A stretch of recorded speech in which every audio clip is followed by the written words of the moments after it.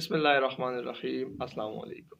आज के लेक्चर में हम डिस्कस करेंगे कि बाबर की फतवाहत के पीछे क्या वजूहात थी कि बाबर जो है वो हिंदुस्तान के अंदर कैसे फतह याब हुए।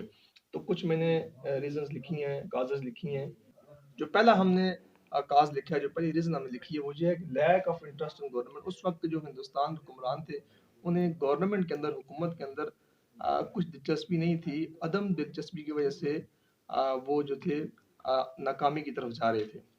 और दूसरी वजह लिखी है वो trained army of Babar. Babar की जो फौज थी वो बहुत ही ट्रेन थी, नज्म ज़ब्त उसके अंदर बहुत अच्छा था। और जो तीसरी वजह है वो कन्फ्लिक्ट्स अमंग इंडिपेंडेंट स्टेट। उस वक्त हिंदुस्तान के अंदर कुछ रियासतें थी जो आज़ाद थी, उनमें मुल्तान थी, बंगाल थी। ये जो रियासतें थी हर वक्त आपस में लड़ा करती थी। और उसके बाद फुली लोडेड विद वेल्थ जो हिंदुस्तान था वो दौलत के अतबार से बहुत ज़्यादा फुल था। हर तरह की दौलत हिंदुस्तान के अंदर मौजूद थी। तो इन सारी चीज़ों को मद्देनज़र रखते हुए जो बाबर था वो हिंदुस्तान पर उसने चढ़ाई की और उसे फतह याबी नसीब हुई। अब हमने ये काजेज़ की बात की, इसके बाद हम बात करते हैं कि जो बाबर था उसका मुकाबला राजपूतों के साथ हुआ। राजपूतों में जो बंदा था उनमें राणा सांगा जो था, संग्राम सिंह, इसने राणा सांगा ने बाबर को दावत दी कि आओ हिंदुस्तान में और हिंदुस्तान में इब्राहिम लोदी के साथ आकर लड़ाई करो। क्योंकि राणा सांगा जो था वो चाहता था कि जी इब्राहिम लोदी को मारे और फिर मैं पूरे के पूरे हिंदुस्तान पे काबिज हो जाऊं। लेकिन बाबर इसकी इस बात को समझ गया और बाबर ने इब्राहिम लोदी को तो मारा ही मारा, लेकिन वो फिर राणा सांगा की तरफ बढ़ गया और फिर दोनों की आपस में लड़ाई हुई, राणा सांगा और बाबर की।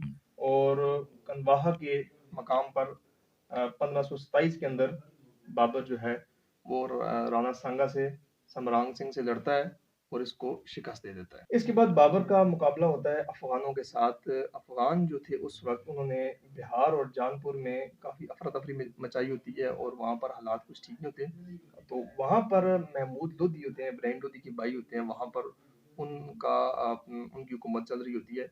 लेकिन जो ही बाबर आते हैं तो कुछ जो अफगान हैं वो बाबर को अपना हाकिम तस्लीम करते हैं।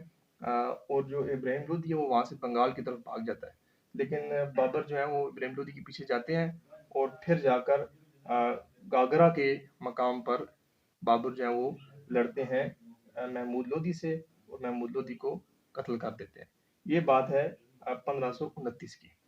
इसके बाद बाबर अपना 1530 के अंदर जो है बाबर का इंतकाल हो जाता है और इसके बाद इनका बेटा हुमायूं जो है वो तख्त पर बैठता है। तो आज की वीडियो के अंदर हमने बाबर का थोड़ा सा और इंट्रोडक्शन सही से करके पढ़ा, इनकी दौर हुकूमत का। इंशाल्लाह अगली वीडियो के अंदर हम इनके जो बेटे थे हुमायूं उनके मुतालिक पढ़ेंगे।